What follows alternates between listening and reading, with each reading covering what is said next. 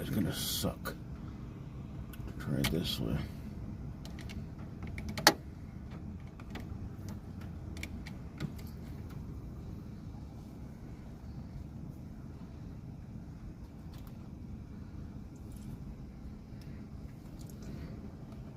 Okay, now let's try it.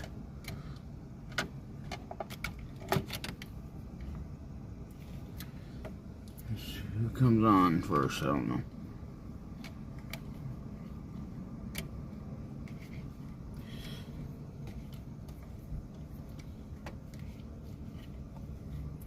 Hello, hello, how we doing? Yes, we're dark for a second, okay? I gotta get set up here. Gotta try something new today. Hopefully it works, hopefully it does, but we'll see.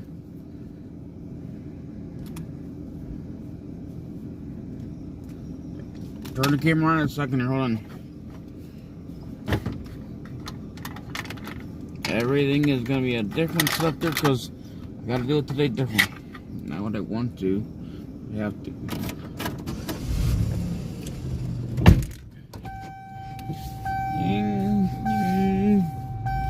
Hold on.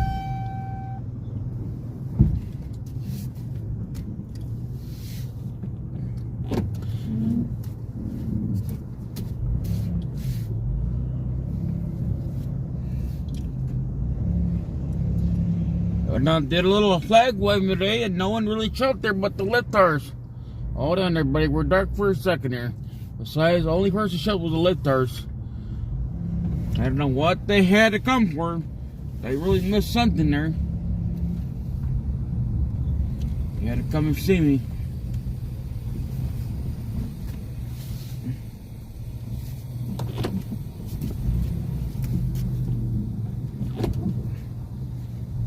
So, we're not going through the one my little location I always go through. But hold on. Let's turn this back on for a second. Why is it not showing there? Alright, so we got to try a whole... Oh, yeah? Really? That's good to know. I didn't know that. That's good. That is good. Alright. Whole new setup there because my last time I did it, it did not like that the setup I used was doing something before, and now it's no longer does it. So now we have to rely on the phone and the little box there, because the car has been compromised. So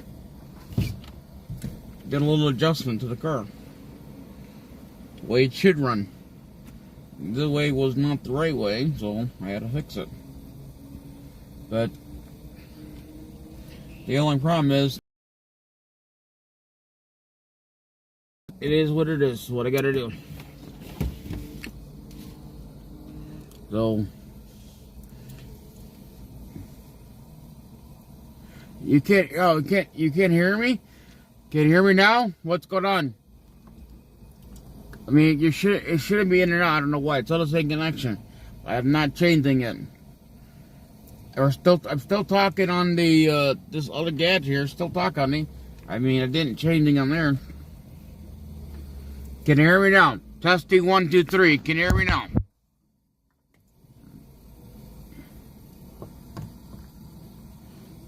Can you all hear me now? Please let me know that y'all can hear me.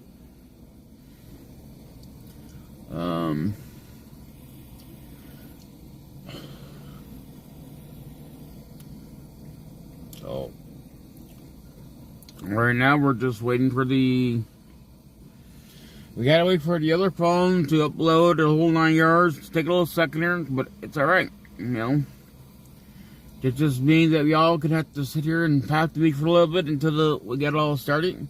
But we do have to start on September 5th. We have a live interview going on in Chicago, but we do need to raise the funds to go. We must have it here by December 4th. If we do not, we will not go. Bottom line, we will not go. Okay, I see that. There goes, that goes there. Can you read now? Yes, okay, good. Alright. Alright, so you can hear me. But yeah, so we need to raise the money, guys. $125 before the 5th. We must have it on the 4th. If we do not, we are not going to Chicago. We will have a live interview there that we'll be doing in Chicago, asking people their questions and regarding to this whole thing is the City Hall Council meeting regarding they believe that the illegals have their own legal rights. The only rights I believe they have is the right to simple as pack your shit and leave. That's the only right you have. You have no rights here. But they think they have rights to be here. More rights. That I don't know. But no. We don't have no damn rights here. The only rights you have here is you need to leave. That's it. What do y'all think? Do you all think the same way? Or do you think I'm wrong about that?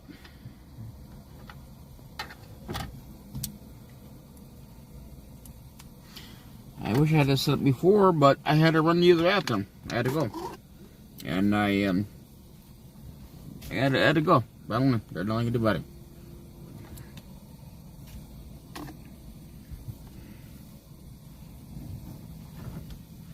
Alright, we gotta get the...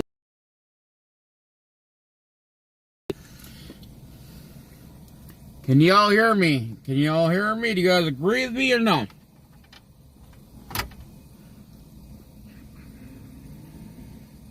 Or you guys just don't care?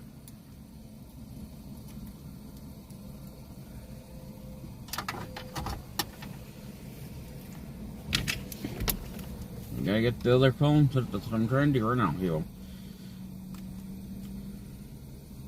Come on, phone, turn on. Alright, so we got it on. We just gotta... Everything is gonna be going through this lovely little gadget. I'm hoping you all can hear me pretty well. I will, Jamie. Look at your messenger. I will in a second. I can't. If I don't do it now, I will lose the whole stream here. I can't do it right now. But I will, Jamie.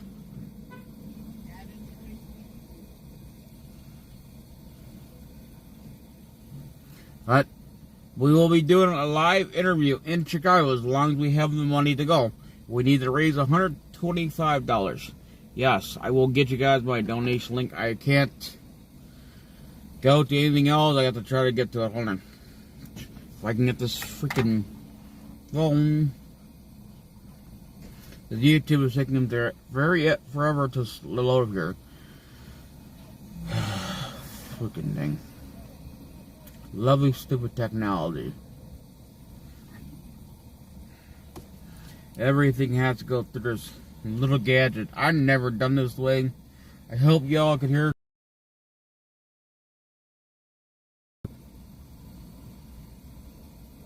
Oh, okay. Alright, I will do that.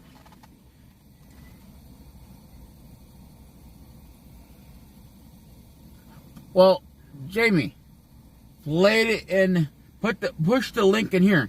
Post the link in this channel here, and I will do that, Jamie. I can't go to my messenger right now as we're live. If I do that, it will probably cause me to lose all you guys. So, just post it here. I will play it. I will play it, Jamie.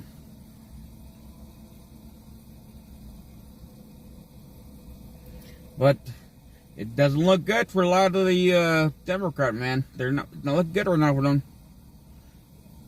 Okay, let's see.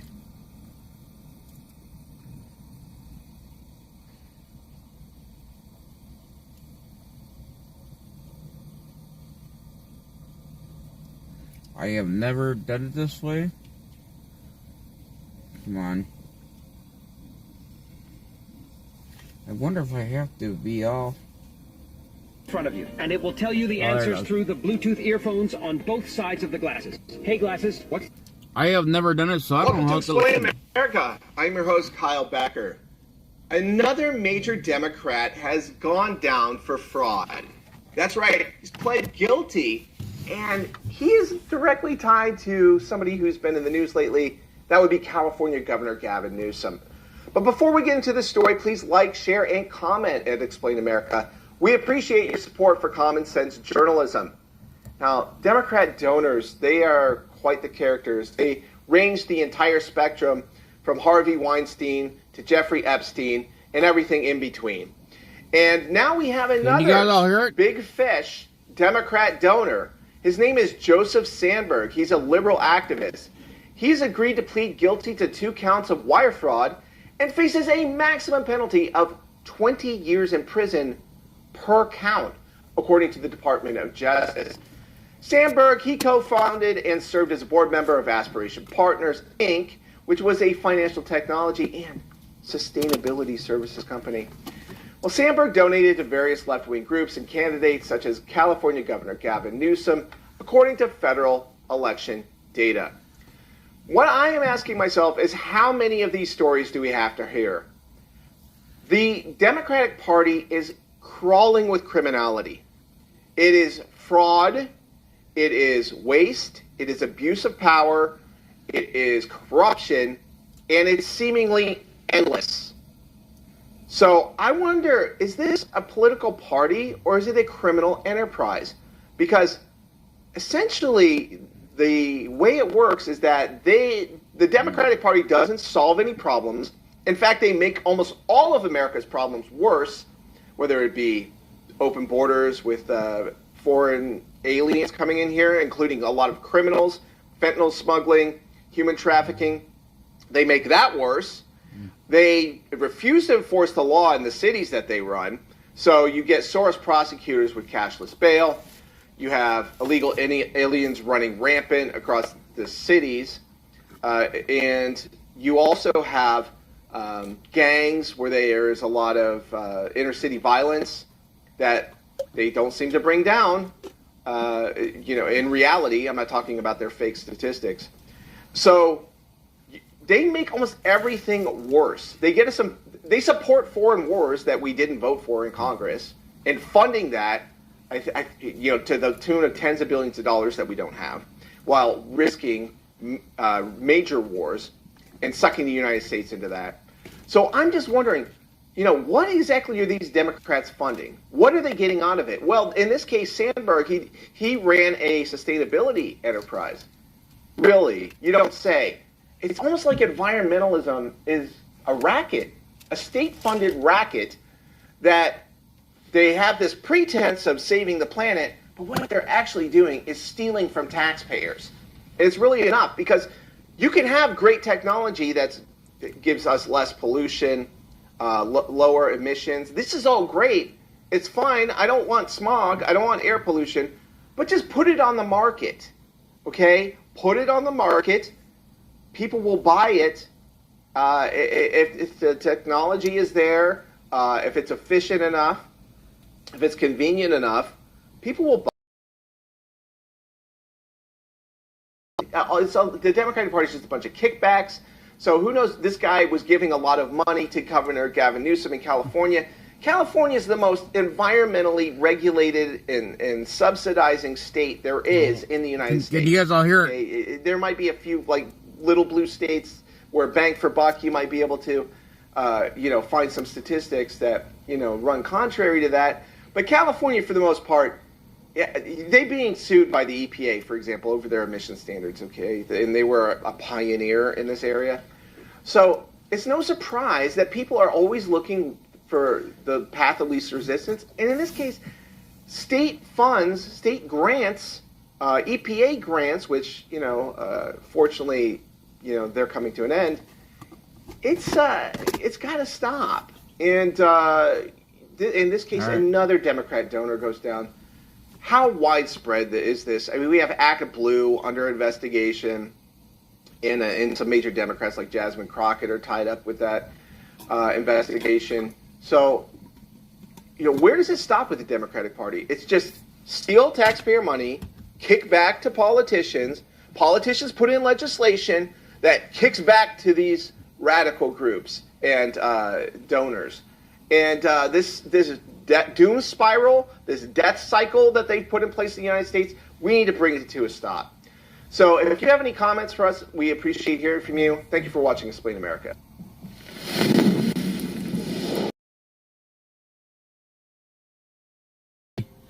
This one I cannot, because I don't have Facebook on here.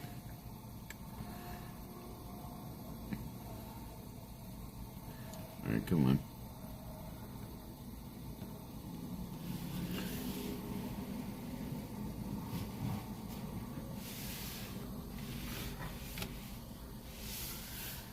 Come on, you two. This is what I hate about YouTube. It's like taking and don't get what is going on. Have you seen this guy talking about the best way to get rid of wrinkles? Yeah, he said collagen and moisture.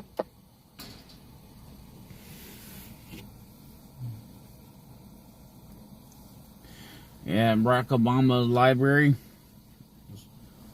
Look at it. Just wait till this freaking YouTube crap. All this talk about Washington, D.C. and the National Guard and crime and big balls and whatnot, that's not how I remember it. Just ask my mic. That ain't right! D.C. is the safest and cleanest city in America. Hey, that's my bike. What's up, guys? It's Benny. We're all about giving useful information on this channel, and here is a map on your screen that may well save your life someday. This is murder rates based on location in the city of Chicago. Chicago is one of the murder capitals of the world, but not downtown or some of the other suburbs, leafy and beautiful suburbs up here in the Evanston area. What you're looking at is down here, the real problem in the south side. Now, again, red and blue here doesn't mean Republican Democrat. All of these districts have been gerrymandered within an inch of their lives. This means homicides. The red means higher homicide rate. So this is over 35 homicides per 100,000 residents. That makes the south side of Chicago right here deadlier than many of the front lines of Ukraine. The south side, ladies and gentlemen, of Chicago continues to experience disproportionately high murder rate. Black residents are more than 20 times more likely to be homicide victims of other black residents in the south side of Chicago. They leave that part out, but whatever. While the overall homicides in the city saw a slight decline, 9 out of every 10 homicides occurred on the south side of Chicago. Oh, okay. Got it. The arrest rate for these crimes hit a record low, with only 1 in 4 homicides resulting in an arrest. Hold on a second, Jim. If you want to literally get away with murder, why don't you go to the south side of Chicago? Sounds like a perfect place to put your presidential library, I guess, is what I'm trying to establish here. You see, right there is Barack Obama's presidential library. Right about there, okay? Right in the death box, kill box of Chicago is where Barack Obama decided to bring every family in America. Every field trip, right? Don't you ever send your kids on a field trip to go to Barack Obama's presidential library. I can prove to you why you shouldn't. But let me just begin by saying the Obama presidential library was going viral. I'd never seen it. It's not necessarily open yet to the public, but it has created a lot of news in spite of the fact that nobody's even really seen the inside. It's behind schedule, over budget, and mired in lawsuits.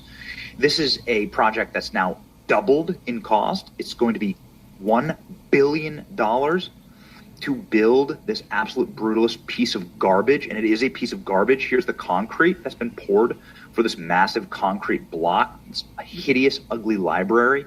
The concrete that was poured for the Obama, whatever the hell you want to call this, is trash, but they used a DEI concrete pourer, and now they're suing over racism. Subcontractor sues for racial discrimination after they used the DEI concrete pourer. Well, I decided to go to the Obama Library to go and see it for myself, and, well, yes, it was absolute garbage. What the fuck is this piece of shit? I couldn't help myself. This is one of my favorite meme templates of all time. The Joe Pesci taking his sunglasses off. This is another video I took of a different angle. What the fuck is this piece of shit?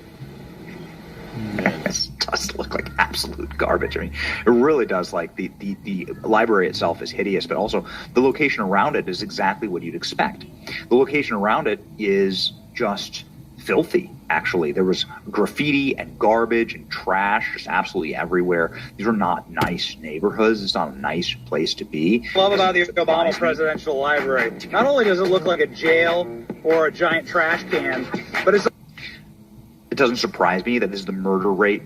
This is like the murder capital of Chicago because it's such a garbage neighborhood. Do not bring your kids here. But here's what I found. Also in just the classiest neighborhood where you have random abandoned boats that are in such poor disrepair that there are literal plants growing inside of them. Look, it's green like Obama's presidency. There's a bunch of 40s and a bunch of plants here inside of this wonderful boat that will hopefully be part of the, hopefully this will be part of the exhibits at the Obama Library.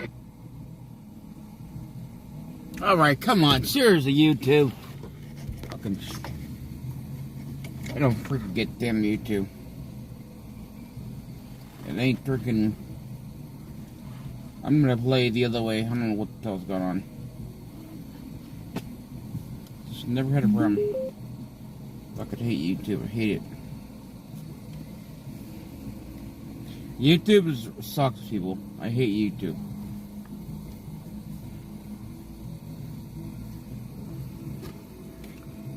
Alright, Jamie wants his older video to be played. Yeah, I think it's why the car's not on. Why is it doing that?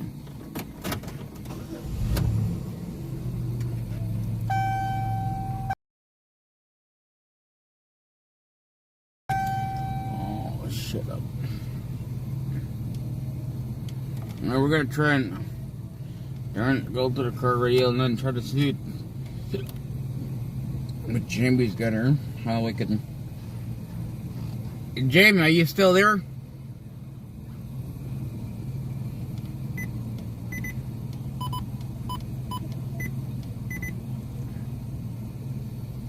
Jamie, are you still there?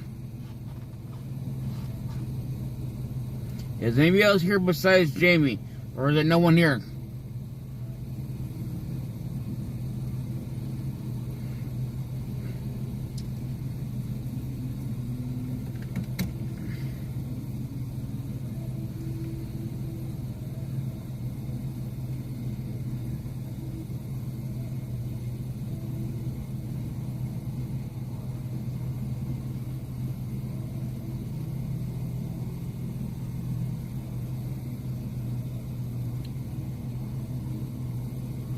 So, Jamie, do you still want to see this here thing? If so, I have to go to YouTube. I gotta download that link to me. Hello there, Jericho. Hello there, Jericho. We got a lot of stuff here to watch, but I gotta get to this link here that Jamie posts. I gotta see if I can get it. Get over here. But YouTube sucks.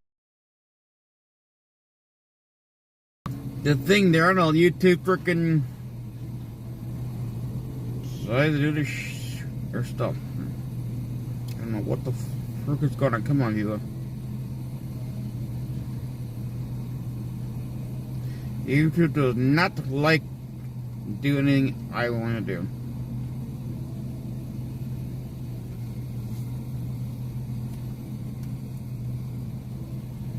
We had it playing through the other speaker, but I don't know what happened.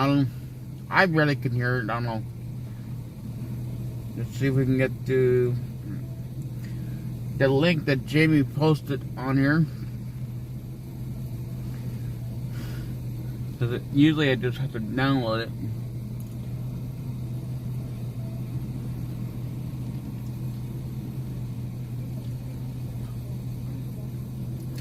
Alright, come on, freaking phone.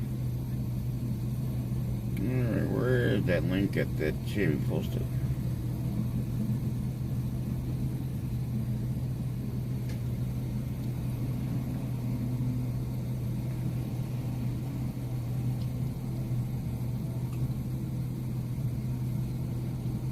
Yeah, I'm gonna play right now. I'm trying to get to it, Jamie. I gotta get to the internet. I gotta download it.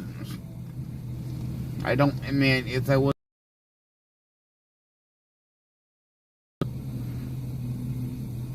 But take you through, I might just have to wait the next time because it's not going to come under fast now. I got to get other things playing.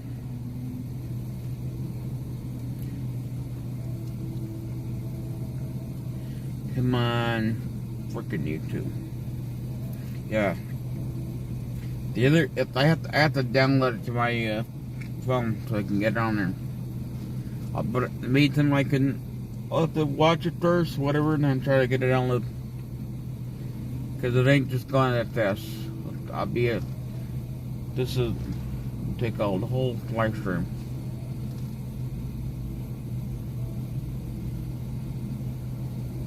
Our device is getting hot. Seriously, shut up.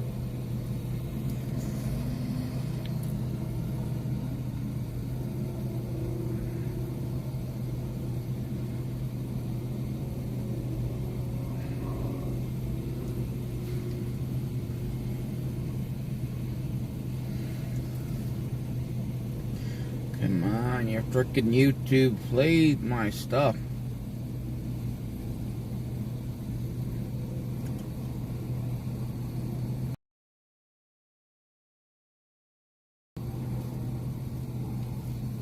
We're gonna go back to the old-fashioned way, the way I like doing it. It works, but I know it'll make it work. I'm gonna work on it.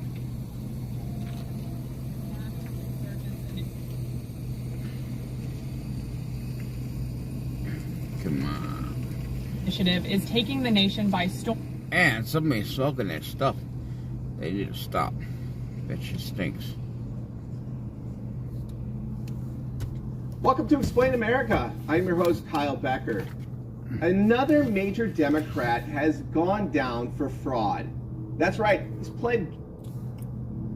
Joining us now for the big close-up interview, border czar Tom Homan. Tom, thanks for joining us tonight. Obviously, a fast-moving case. Abreu Garcia's lawyer says the government is, quote, weaponizing the immigration system against him. My question is, what's your response to accusations that you're weaponizing the immigration system, and will, in fact, Abreu Garcia soon be heading to Uganda? He is absolutely going to be deported from this country. He's not going to walk the streets of this nation, so he can enjoy the little time he has with his family. And for the person who says we're not going to separate family, well, his family can go with him because he's leaving. He's going to be deported. Look, he's a criminal alien. He's a member of MS-13, which is now a designated terrorist. He's a white beater. He's a human trafficker. He's been indicted for human trafficking and alien smuggling. He's a bad person. He's not going to be here. He's been order removed twice. Order removed by 2 different federal judges. He's going to leave this country in the very near future, and his family can go with him. I can't see who was talking before the sound bites, but whoever said we're taking advantage of broken immigration system, what do they do? What do those people do the last 4 years about this broken immigration system? They let 10.5 million people cross that border. Sex trafficking women and children, all-time high. Overdose deaths of fentanyl, all-time high. Number of terrorists, all-time high. They didn't do anything to fix it. President Trump is keeping his promise to American people to enforce the law, and that's what we're doing. We're making this country safer every day by removing people like Abreu Garcia. Hey, just to follow up, Tom, so just to be clear, is Abreu Garcia headed to Uganda? The lawyers apparently telling the AP that DHS notified on Friday at 4 p.m. that they may remove him to Uganda in 72 hours. Can you confirm that? Well, Uganda's on the table. We'll see. I mean, you know, the DOJ's, you know, our immigration attorneys and the judges, they're all in negotiations, and we'll see what happens. But Uganda's on the table. We have an agreement with them. It's on the table, absolutely. Hey, Tom, it's Nicole. 1,700 National Guardsmen across 19 states are getting ready to help DHS crack down on crime and also the illegal immigration. ICE has already ramped up enforcement in D.C. with a new arsenal of SUVs, while the border wall is getting a new coat of paint to keep the illegals off.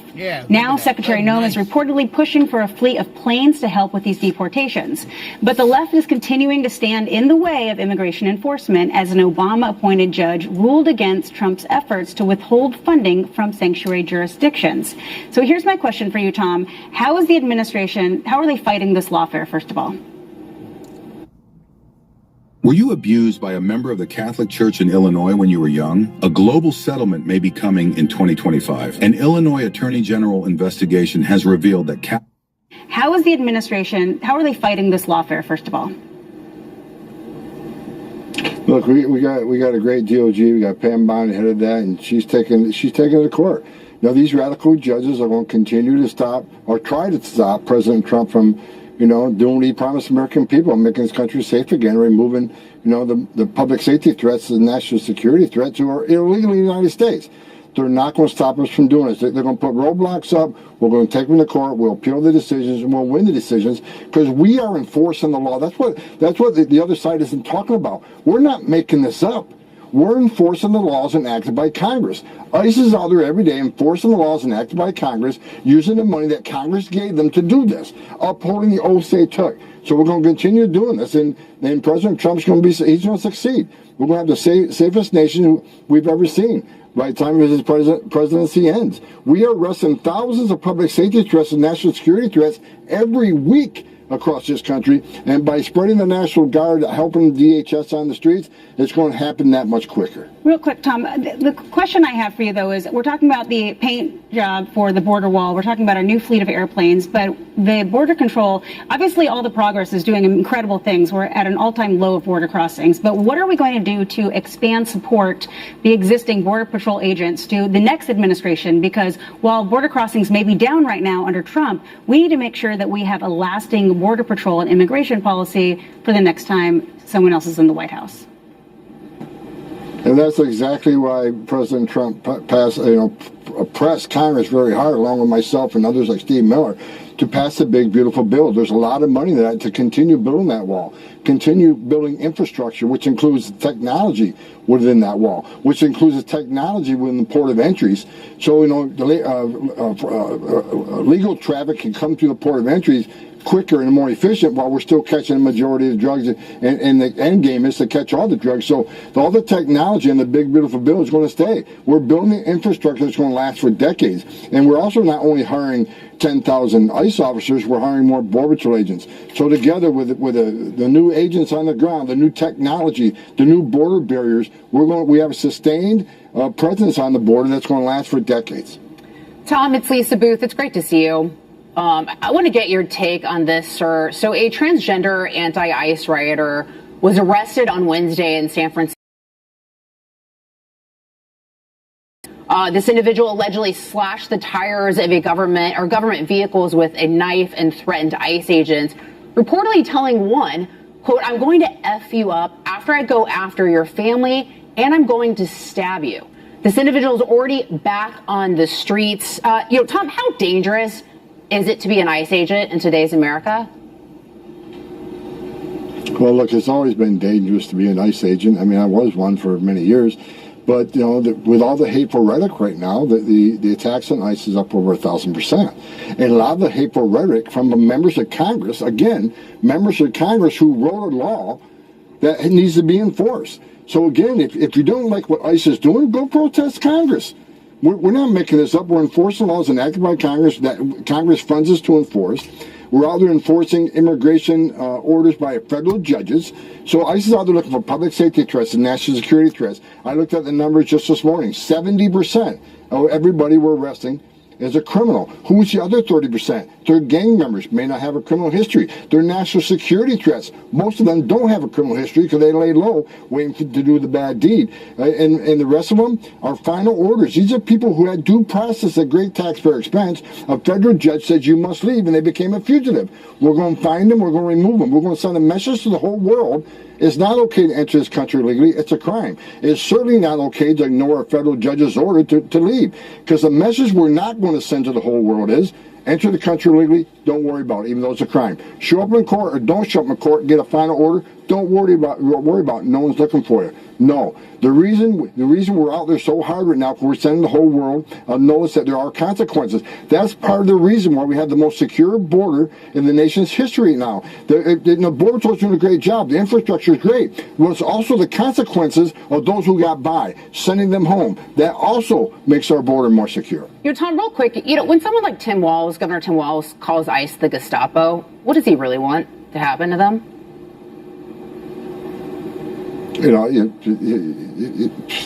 It's a ridiculous statement for anybody that tried to run for an office in the White House. It's ridiculous. What I want to tell him and the rest of them, you're not going to stop us. What happened in San Francisco, you're not going to stop us. You can come out and protest all you want, but if you cross the line, you're going to be prosecuted. I looked at the numbers on Thursday. The numbers of criminal prosecutions for those who impede and interfere are already double of any previous year. And I think we're probably going to triple it by the end of the fiscal year, which ends in another 6 weeks. So you're not going to stop us. We're going to continue doing what the American people voted President Trump in office to do. I wake up every morning proud to work for the greatest president of my lifetime. President Trump proves to the American people every single day why he's the greatest president. Look what he's done to Washington, D.C. Look at the crime dropping in Washington, D.C. He's going to make that the beacon for the entire world. The capital of the strongest and the most beautiful country in the world should be a beacon for everybody. So we're going to make D.C. safe again. We're already doing it. And President Trump's going to take that message across the country. He's time, one city at a time, one state at a time. I think YouTube needs to stop playing games here. Came within a hair's breadth of a second civil war in this country. And Tom Giano Caldwell here.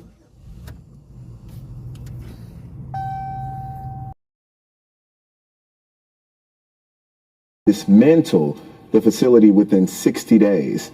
But Florida has a backup plan, opening another detention center called Deportation Depot. This comes as a surge of new detention facilities in other states, such as Speedway Slammer in Indiana and Cornhusker Clinker in Nebraska. So my question is, Tom, are you concerned about the resistance shutting down other detention facilities for illegals across the country? Well, I think I appreciate the governor stepping up. We need those beds. I think they're more the soft side facilities, more transition beds. I personally think we need more brick and mortar infrastructure. That's, again, it's going to last for decades. That can't be easily torn down. But I appreciate these governors coming and putting up these temporary structures. Let me tell you something about Alligator Alley. I was there. I mean, I was there because I kept getting asked questions about the inhumane conditions down there. I went there and looked at for myself. I walked through the housing areas. I walked through the medical. I talked to the nurses in the medical. I went to the cafeteria and looked at the food they're preparing from every day. And I talked to the people who get the books on, the pastors coming in and priests coming in and giving religious meetings to the illegal aliens. Because I was told that wasn't happening. I went down there. I saw a facility that was well built, that was well maintained, very clean, and a high detention standard. So this judge who made this ruling, did they go and look at the facility? They actually walk through and talk to the personnel there? Did he look at is removed out of that area every single day? Nothing's dumped there, and they're existing on an airfield that was already built. The concrete was already there, and they're putting up temporary facilities around that. I went there. I didn't see a single problem with it, and I think this judge made a decision without knowing all the facts. I think in the long run they'll win. They'll have to appeal it, but I went to that facility. I didn't see a single thing wrong with the facility.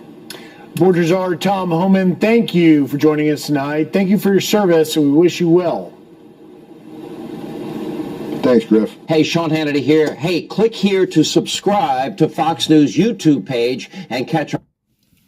All this talk about Washington, D.C. and the National Guard and crime and big balls and whatnot, that's not how I remember it. Just ask my Mike. That ain't right!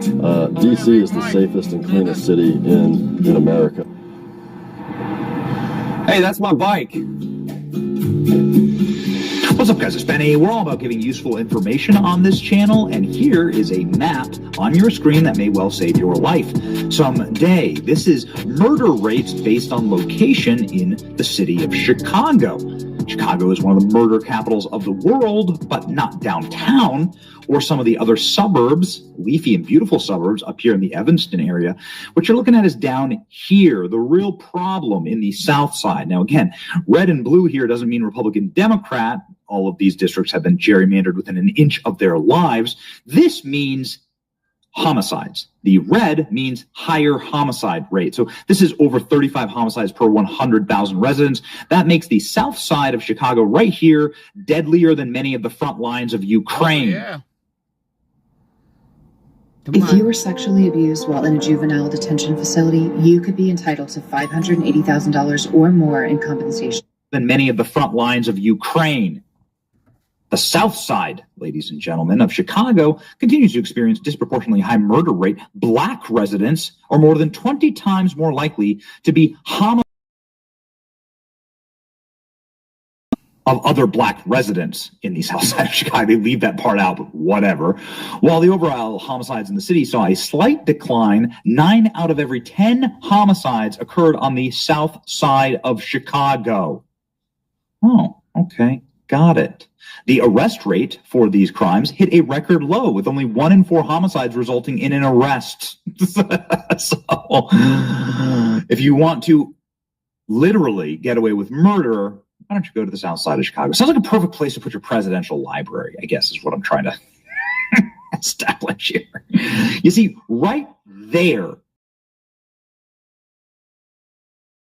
okay, right in the death box, kill box of Chicago is where Barack Obama decided to bring every family in America, every field trip, right? Don't you ever send your kids on a field trip to go to Barack Obama's presidential library. I can prove to you why you shouldn't, but let me just begin by saying the Obama presidential library was going viral a couple of weeks ago, and I said, I have to go there. I have to just go and see it for myself. I'd never seen it. It's not necessarily open yet to the public, but it has created a lot of news in spite of the fact that nobody's even really seen the inside. It's behind schedule, over budget, and mired in lawsuits. This is a project that's now doubled in cost. It's going to be $1 billion to build this absolute brutalist piece of garbage, and it is a piece of garbage. Here's the concrete that's been poured for this massive concrete block. It's a hideous, ugly library. The concrete that was poured for the Obama, whatever the hell you want to call this, and it's trash, but they used a DEI concrete pourer, and now they're suing over racism. Subcontractor sues for racial discrimination after they used the DEI concrete pourer. Well, I decided to go to the Obama Library to go and see it for myself. And, well, yes, it was absolute garbage.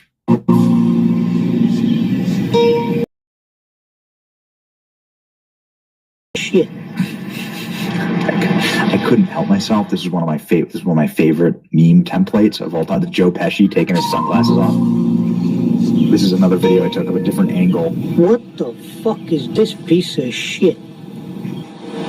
This does look like absolute garbage. I mean, it really does. Like the library itself is hideous, but also the location around it is exactly what you'd expect. The location around it is just filthy.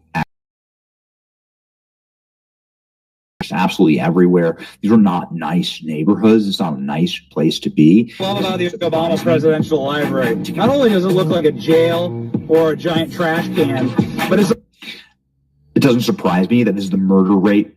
This is like the murder capital of Chicago because it's such a garbage neighborhood. Do not bring your kids here. But here's what I also in just the classiest neighborhood where you have random abandoned boats that are in such poor disrepair that there are literal plants growing inside of them. Look, it's green, like Obama's presidency. There's a bunch of 40s and a bunch of plants here inside of this wonderful boat that will hopefully be part of the, hopefully this will be part of the exhibits at the Obama Library. As you can see right here, right in the shadow of it, a perfect representation of the Obama presidency. Welcome to the Obama Library. Nothing but beauty and culture here at the Obama Presidential Library.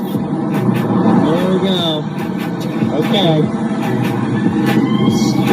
Just, you know, your random trash and love and murder. Okay.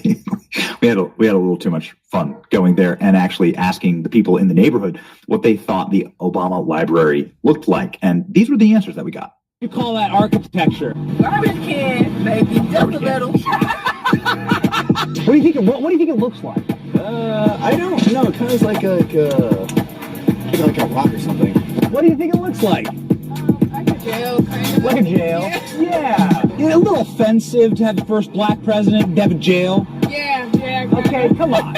Come on. Could they have tried? A little better, right? Yeah, what does it look like to you? It looks like a giant block of marble to me. Like a giant, yeah. Like someone just took like a statue, was like, I'm just going to chisel these pieces off real quick, and I'm going to stick it right there. Some lady just called it a jail. No, it's just a giant great TARDIS, that's all. Great TARDIS. And what do you think this looks like? What do you think it looks like? It looks like a mountain. Like a mountain? What do you think it looks like? Like a house. Looks like an ATC tower. ATC tower. What does it look like to you? Looks like a big mausoleum. A big mausoleum? Yeah. This is great. There's plenty of space in Chicago we route to, so just take it in and suck it up. Take it in and suck it up. Yes. That's right. That's what Barack said to Michelle. I know. That's what Michelle said to Barack. I'm going to give every single American $1 million. And then we gonna have a big ass party. What do you think of Obama's presidential library? Look at that thing. I think it should be dedicated. I believe that it should be dedicated to all the presidents of the United States. But it wasn't like he was a great president, and it's basically ruined all the traffic down this way for 2 years. What's your message to Barack Obama? I wish he would have set that example. You know, the first black president, where he care about his job. You know, where he says everyone needs everything back. Like a giant prison. Looks like a giant prison. On the lakefront. A prison on the lakefront. That's great. What a fitting tribute to our first black president. Absolutely. Yeah, goodness gracious. Oh, well, you know we heard that twice today? Did you really? Yeah, and then it looks like a prison. And some lady was like, no, my husband was in jail. This is what a jail looks like. Yeah, know what, this looks better? Yeah, no, I don't think, yeah, I agree. I guess that's the style of art they do nowadays. In Marxist countries, yeah, communist countries, yeah. I'm from the Soviet Union, so I should know. Are you really? Yeah, I am. This is brutalist architecture. Yeah, it is, 100%. 100%. This is most brutal. So you're from the Soviet Union? Yeah, that's the whole reason why we left, is to get away from stuff like that. That's crazy. Running hurts. Tai Chi heals. Especially after 50. Well, nap time is officially over at the Johnson vacation household, so I am getting back to dad moding. I'll just leave you with this. Very glad that I was able to survive Obama's library and neighborhood.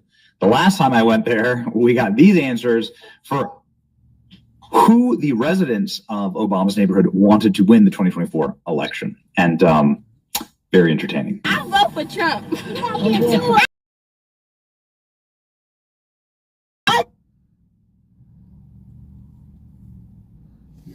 Come on. Not dead. Why is it doing that? Not dead. He's never did anything since he been in office. Yeah. And I'm glad he out. Trump, the best. Barack Obama? Man, I ain't got no message for him. I don't mess with Barack Obama. Yeah. No, I'm a Trump supporter. Trump do more for black people and care more about black people. And Barack Obama ain't black. Just to let that be known. All right. What about Kamala Harris? I don't f with her either.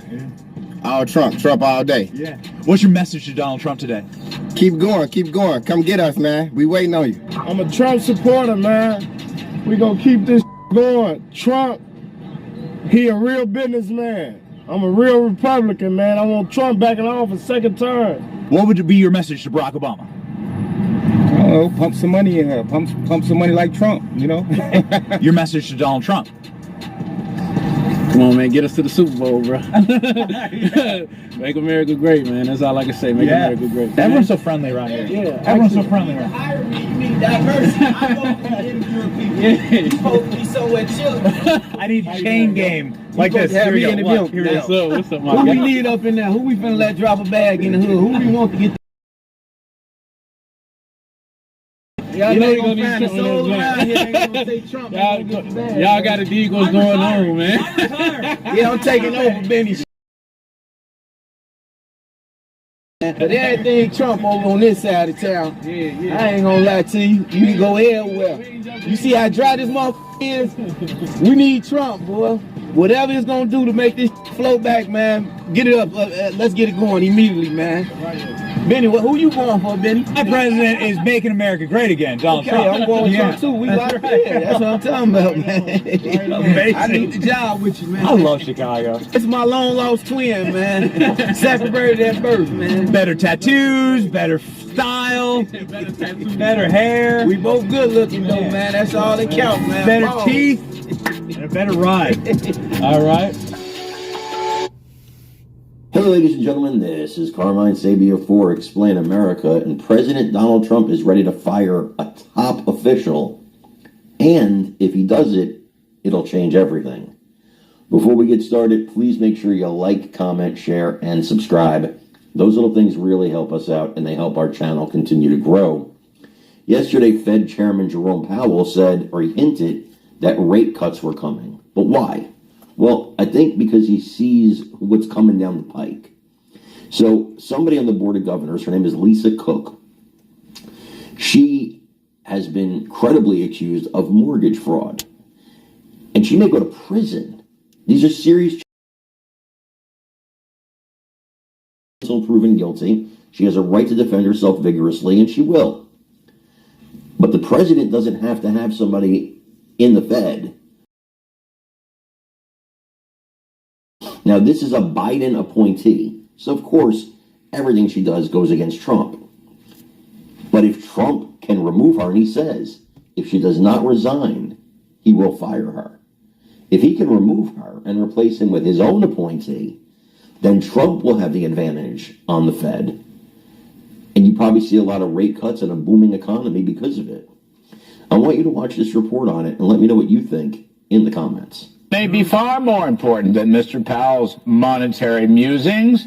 One of the Fed governors, Lisa Cook, who is a controversial left-wing Joe Biden appointment, well, she has been criminally referred to the Department of Justice for alleged mortgage fraud regarding false statements on her primary residence. And another allegation has been made that she lied about all that in her disclosure forms to serve on the Federal Reserve Board. President Trump has jumped all over this here. Take a listen. You're going to fire Lisa Cook, the Fed governor, over her mortgage fraud? If she doesn't resign, yeah. What she did was bad. So I'll fire her if she doesn't resign. Now, if Lisa Cook is in fact proven guilty, the president could surely fire her for cause, and that would cause an earthquake at the central bank. According to Trump will get a new appointment to the Fed, and that would give him a 4-3 majority on the Board of Governors, and that majority of the regional Fed Reserve Bank presidents all across the country. In other words, the fate of Lisa Cook could be the biggest determinant of the course of Fed policy over the next 7 or 8 months. How about that? Unsurprisingly, Jay Powell somehow failed to mention any of it in his speech. Gee whiz, gosh, I wonder why. And that's the riff. All right. All-Star cast, Steve Bohr.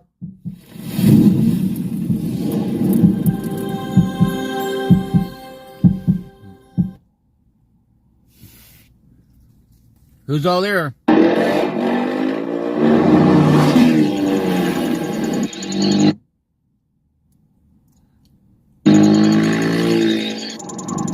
ladies and gentlemen, this is Carmine Sabia for Explain America, and Kilmar Abrego Garcia has been released from prison. You remember the infamous Maryland man? But Donald Trump, he has a big surprise waiting for him. He's going to wish he was still in prison. Before we get started, please make sure you like, comment, share, and subscribe. Those little things really help us out, and they help our channel continue to grow. So, Abrego Garcia has been released from prison, and of course we know that the Trump administration is barred from deporting him. Interesting to me because El Salvador is his home country, and they say this guy's not in a gang, he's not an MS-13, he's not a criminal, yet some because it's too dangerous for him because rival gangs are out to get him. Now, wait a second. He's not in a gang, but he can't go back to his country because rival gangs are out to get him. Now, that doesn't make a lot of sense to me. How could you have rival gangs if you're not in a gang? But okay. Okay, it's fine. You don't want to go back to El Salvador? That's fine. Where's Trump going to send him? Probably this week, it appears. Of course, we can't guarantee it until it's done. But it appears Trump's going to send him to Uganda. This guy's going to be begging to go back to El Salvador. Uganda? Holy smoke. Nobody wants to go to Uganda. People in Uganda don't want to go to Uganda, except for, of course, Mandami in New York, who's from Uganda and went back there for a wedding recently. But Uganda is tough. I mean, you talk about crime-ridden. Uganda's a tough place. And, well, he's going to want to go back to El Salvador. This is horrible for him. For us, okay, you don't want to go back to El Salvador, we'll send you somewhere else. I want you guys to watch this and let me know what you think in the comments. And since March, Kilmar Abrego Garcia has been released from federal custody. He walked out of a Tennessee jail today where he was being held after the Trump administration mistakenly deported him to El Salvador. And tonight he was reunited with his family after more than 160 days apart. He's going to stay there in Maryland as he awaits trial. Democratic Senator Chris Van Hollen, who traveled to El Salvador to see him when he was being held in the notorious Secot prison, said this tonight, quote, "Due process in this case does not end with his release. This is a matter that is greater than just this one. Then the rights of all of us are at risk." And in a statement tonight, Abrego said, quote, "Today I am grateful to God because he has heard me, and today I am out. We are steps closer to justice, but justice has not been fully served." The nightcap is still here. And Raul, I want to start with you. What happens next for Kilmar Abrego Garcia? We're hearing in a report tonight in the New York Times, his lawyers in the administration have informed them that they literally are saying they might redeport him not to El Salvador, but to Uganda. Right. It would be problematic for them to send him to El Salvador again because there's a standing court order that he cannot be returned there. So we're looking at this potential, I think you would call it a rendition, since that's not his country of origin, sending him to Uganda. But what's so striking to me about this case is that the Attorney General and the President and numerous people in the administration have been talking for months about he must come back to the United States to face justice. And they developed this criminal case against him retroactively because they were going to put him on trial for these wild allegations of trafficking. Now, all of a sudden, that doesn't matter. And they're trying to basically get him out of the country. They don't want him becoming more of an international symbol of injustice than he already is, speaking more with the press. So we will know maybe by Monday or Tuesday, because the government has 72 hours for him to report, but that doesn't count the weekend. But I think for the administration, he is their worst nightmare because he can bear witness. Who's all here?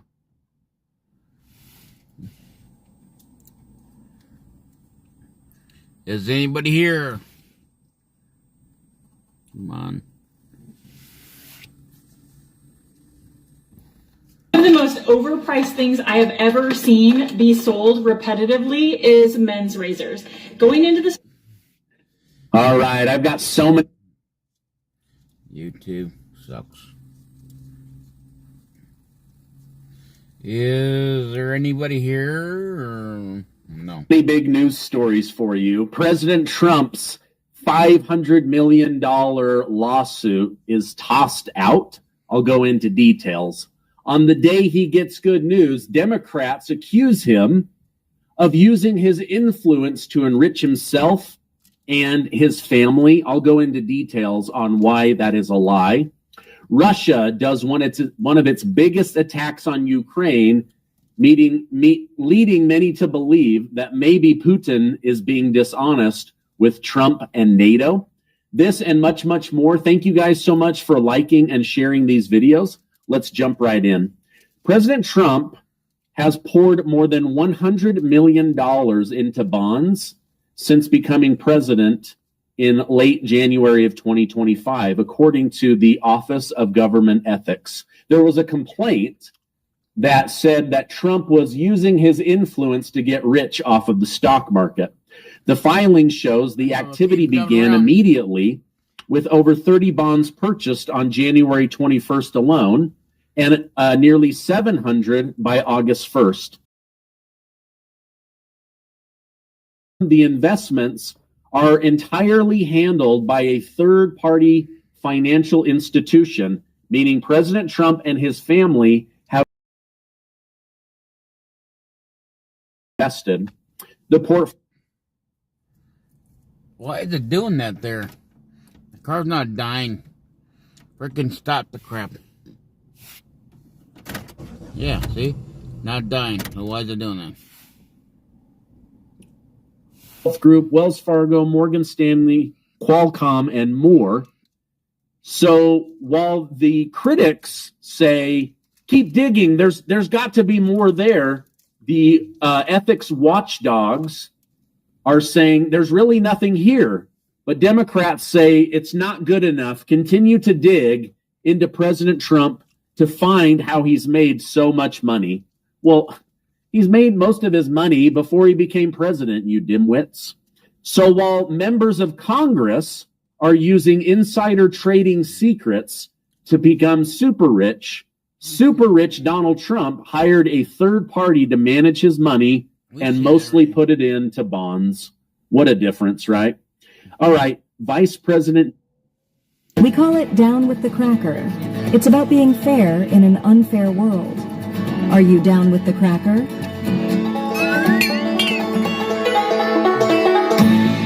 What's up, guys? It's Benny. Yet another historic and nostalgic piece of American culture that you and I both. Are you looking to establish your business using an address other than your home? Wish you had a professional business address and phone number instead of your home address and... Hey, welcome to my borrowed tree. You will with my borrowed tree. So much democracy when you employer me. Now, I'm back. What we have here is a matter of humiliation and human kindness. Dumbbells. You leave me no other choice.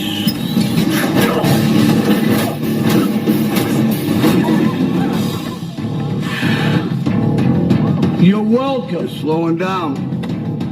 Come on, cowboy. Bring it. Corey, welcome back to the program. I would love to get your response to Gavin Newsom. He was big hurt and big mad that ICE was enforcing our immigration laws right outside of his little, very poorly attended rally. Well, Ben, he was either mad about that or mad about the hat that he received in the mail, which I think is the greatest troll of all time. Right? I mean, you got to be kidding me. Nobody sees. Well, good morning. We're here in Baker County, up in North Florida, just off Interstate 10 for today's announcement. Sanderson. I'm here with our Lieutenant Governor, Jay Collins, Director Kevin Guthrie, Florida Division of Emergency Management, Larry Keefe, Immigration Executive Director in Florida, General John Haas, Florida National Guard, Department of Corrections Secretary Ricky Dixon, Baker County Sheriff Scotty Roden, Bradford County Sheriff Gordon Smith, St. Johns County Sheriff Rob Hardwick, and Union County Sheriff Brad Whitehead. We had put out, there is a storm in the Atlantic. Every model has it turning and not impacting Florida, or maybe even the continental U.S., depending on when it turns. We always watch these things. I'm always talking with Kevin about it.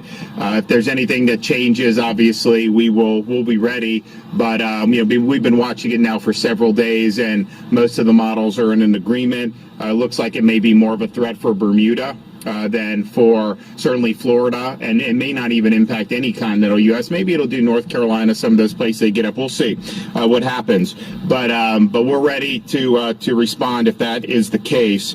We're here today at this Baker County Correctional Facility because we're taking yet another step in supporting the important mission that President Trump was elected to implement in securing the border, enforcing immigration laws, and removing illegal aliens who are in our society now and sending them back to their home country.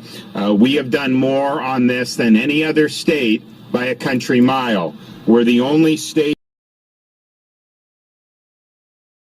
law enforcement agencies to participate in ICE operations. We have that as a requirement of our state law based on the legislation that I pushed for earlier this year. Jay Collins, as a state senator, was with us fighting against attempts to impose sanctuary policies in Florida. Thankfully, that didn't end up happening, and we got very strong immigration enforcement legislation. Now, we've been at this for a long time, banning sanctuary cities early in my term. When Biden came in and opened the border, we sent people down to Texas at the border there to help them. When there were gaps in the maritime interdiction, we launched Operation Vigilant Sentry. They've interdicted 18,000 illegal aliens at sea, just us, not even including all the many more that the Coast Guard has gotten, and we're able to repatriate them to their home countries. We've also had transport programs, send to New York, send to California, and even send to Martha's Vineyard. And these are sanctuary jurisdictions. They like to squawk about having more illegal immigration in their communities, and yet when they're faced with it, a lot of times they get upset that they're having to deal with it. We do not provide benefits like identification cards, driver's license, and then even under my tenure, we repealed the in-state tuition for illegals that had been put in last decade, and that was something that the legislature stepped up and did, so I appreciate them doing that. So as we got into this, we were the first state to do any 287G agreements with our working hard. We're on these task force with DHS and with ICE. A lot of illegal aliens can get rounded up. I mean, that's just the nature of the problem because you've had so many come in. We know in Florida there's anywhere from 50 to 100,000 that already have final orders of removal. So they're in our country illegally. They've already gone through the process and they've been ordered to be removed, and yet nothing had happened. So we're very keenly aware of that and working to correct that. So these 287G agreements formalize these relationships. Operations. I mean, think about the highway patrol. When Biden was in, you could have an illegal alien driving drunk on the highway. And, we have Rep. Michaels here. Her son was killed by a previously deported illegal alien that rammed into her son on the roadways. And so this has massive consequences for our citizens. So you'll have that, and our guys would pull over, and they would do their normal thing. But if someone who didn't have a proper license was here illegally, you would call ICE under Biden, and ICE would basically not respond, or they wouldn't come and get these people. And so you're faced with this situation. They weren't authorized to bring them to ICE under federal law at the time. And so it was really frustrating. Now, they're authorized to conduct immigration enforcement action. So our highway patrol in that situation, they see this person's violated traffic laws, they're here illegally, they bring them directly to ICE and they get processed and the law gets enforced. So it's really been a sea change since the Trump administration came to power in January. And so we've been doing these things. But the one thing that DHS kept telling us is, you know, you're apprehending illegal aliens faster than we can hold, process, and deport them. And they didn't have space. And so that was the genesis of us doing Alligator Alcatraz down in South Florida. This was an airport that actually is used. It's used for a lot of training. But when they first built it, they actually had these visions of creating like the biggest airport that anyone, and that didn't end up happening. So you've got 2 miles of runway, you've got all this stuff that you need, and we were able to stand up this detainee processing and deportation facility in record time. So you've had now many hundreds that have already been processed out and that have been flown out of there, and they're doing more and more every day. And that facility can hold thousands of illegal aliens. So that was being done. We also said, you know, we have the ability to do more than that. DHS, in their agreement with us, because they're reimbursing these expenses, they anticipate up to 5,000. So we said, you know, you're going to probably need a different facility if you want to do that many. And I had mentioned publicly about using Camp Blanding in Northeast Florida. And there was a lot to recommend to it. It was close to Cecil Field, so you could run flights out of there pretty quickly. Blanding does have air capacity, but probably... Come on. Stop the phone, the car's not dying, kids. Bigger planes.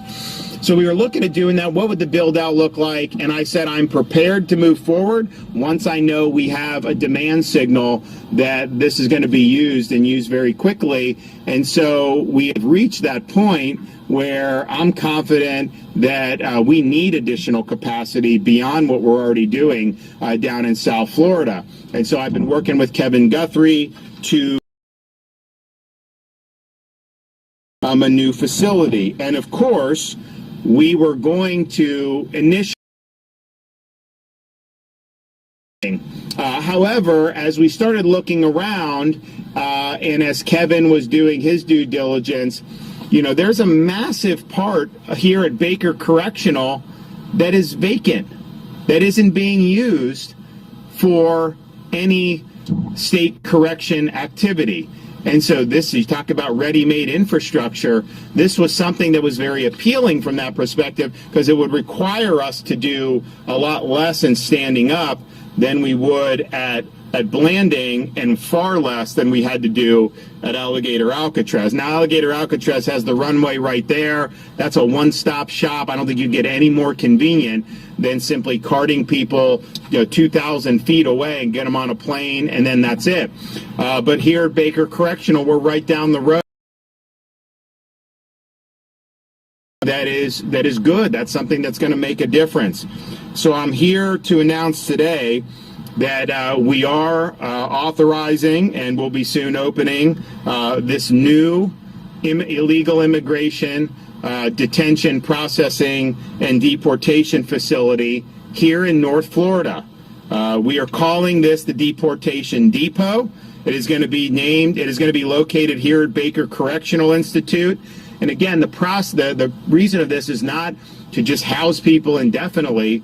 We want to process, stage, and then return illegal aliens to their home country. That is the name of the game. And that's what we do in Florida. We know that this is an important national priority, not only of President Trump, but of the American people. Of all the issues in the election, I can tell you this immigration and border issue was either the top or right near the top on all people's minds. And so we have identified this location. It'll be able to hold more than 1,300 illegal alien detainees. You will have the same services that you have at Alligator Alcatraz. Costs will be reimbursed by our federal partners. And as I mentioned, Lake City Airport just right down the road. It's 15 minutes away. This is something that the Division of Emergency Management worked very quickly on. This will be operational soon. It's not going to take forever. This day, they're doing what they need to do to get it done in all deliberate speed. So I'm proud of them for their work. Florida's making a difference. This is a priority for the people of our state. It's a priority for the people of this country. And I don't want to see any more angel moms in Florida like Cayenne, who lost a loved one because the laws weren't being enforced. We have an administration that's committed to doing that in Washington, and no state has done more to support that effort than we have in the state of Florida. Now, we're going to hear from a number of folks. One guy I'd like to bring up now, we just had an event in Tampa on Tuesday there at the Team House. A lot of the appointment of one of their own as Florida's lieutenant governor. Florida is now the only state in the country where both the governor and the lieutenant governor are military veterans. I mean, probably 50, 60 years ago it would have been hard to find a state that didn't have that. Times have changed. But Jay Collins served for 23 years.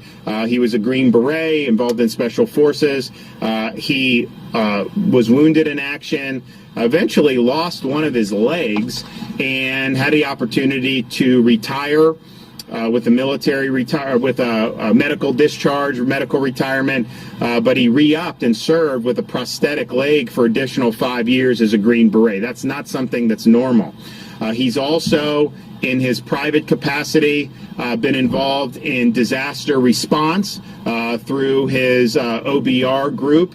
And when we have hurricanes, he's there immediately providing sustenance to displaced residents, first responders, and has been very strong in terms of those operations. He was a state senator for a number of years and was responsible for really key policies like our legislation to ban China from purchasing farmland or any land in the state of Florida, supporting the bill that we did in immigration to really hold illegal aliens accountable and help the federal government with